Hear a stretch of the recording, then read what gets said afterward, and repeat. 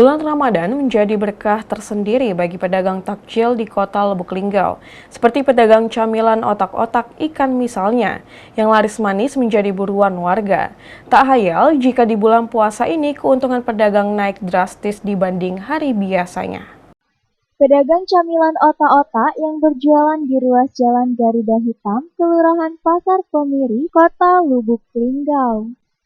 Dagangan yang ia jual ini adalah camilan otak-otak yang terbuat dari campuran daging ikan kakap yang diolah dengan tepung sagu beserta santan kelapa, garam, dan bawang yang diproses menjadi satu dan dibungkus menggunakan daun pisang.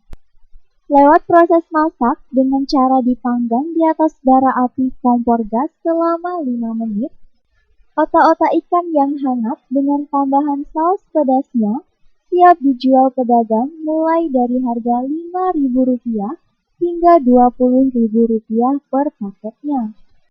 Jika dibanding hari biasa, pedagang otak-otak hanya membuat sekitar 1.300 bungkus.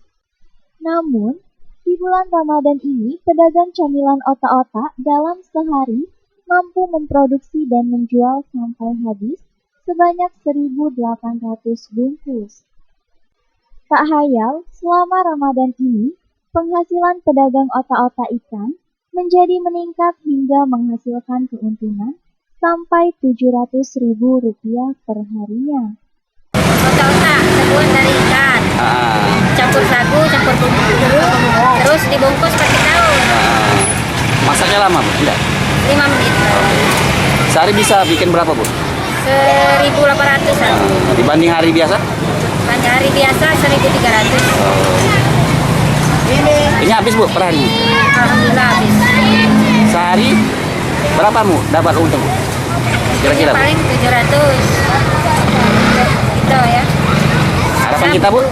Harapan kita di bulan puasa ini? Harapan alhamdulillah Laris manis ya? laris manis. Jadi dijual berapa nih satunya? 1.000-an.